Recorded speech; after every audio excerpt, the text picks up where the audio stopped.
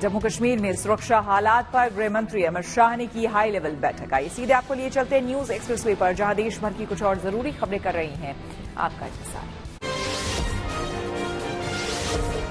गृह मंत्रालय के सूत्रों के हवाले से खबर है कि जम्मू कश्मीर में अब आतंकियों के समर्थकों पर बड़ा एक्शन होगा। कश्मीर की तरह अब जम्मू में भी आतंकवादियों के समर्थकों की संपत्ति जब्त की जाएगी।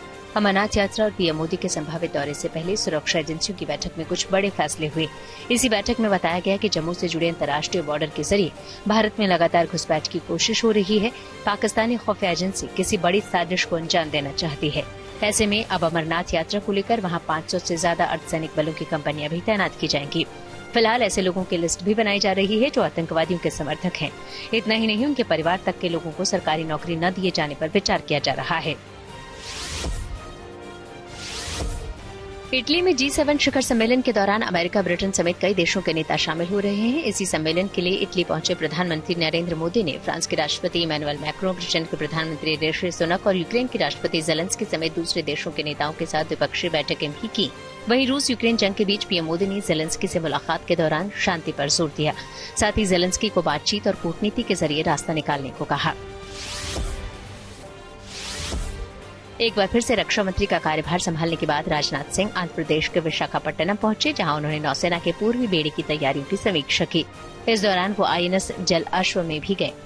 इस मौके पर रक्षा मंत्री ने नौसेना के जाबाजों से भी मुलाकात की।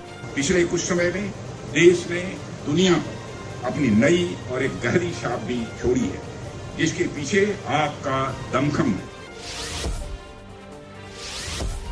केदारनाथ मंदिर परिसर में रील बनाने के आरोप में अब तक 270 लोगों के चालान काटे गए, जिनसे जुर्माने के तौर पर 75,000 रूपए से ज्यादा की रकम वसूली गई। वहीं नशा करने के आरोप में 120 लोगों का चालान किया गया। इसके अलावा अभी तक 5 लाख से ज्यादा की शराब बरामद की गई है और इस मामले में 38 लोग गिरफ्तार किए गए हैं। मध्य प्रदेश में ग्वालियर ग्रामीण के डीएसपी संतोष पटेल ने एक शानदार मिसाल कायम की। दरअसल उन्होंने अपने 1 साल की बेटी का जन्मदिन गरीब बच्चों के साथ मनाया। सभी ने साथ मिलकर केक काटा, फिर खाना खाया और डांस भी किया। दावा है कि जयपुर के शाहपुरा में पुलिस बकरियां ढूंढने में जुटी है। कहा जा रहा है कि एक बीजेपी नेता के निर्देश पर पुलिस इस काम में लगी है।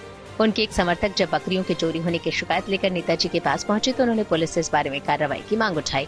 ऐसे में पुलिस ने कार्रवाई शुरू की। उपेन्द्र यादव बीजेपी के टिकट पर शाहपुरा सीट से विधानसभा चुनाव भी लड़ चुके हैं।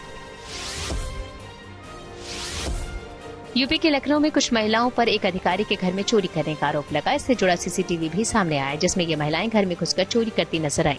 बताया गया कि ये घर स्वास्थ्य विभाग के ज्वाइंट डायरेक्टर संदीप गुलाटी का है और घटना के दिन वो घर में मौजूद नहीं थे।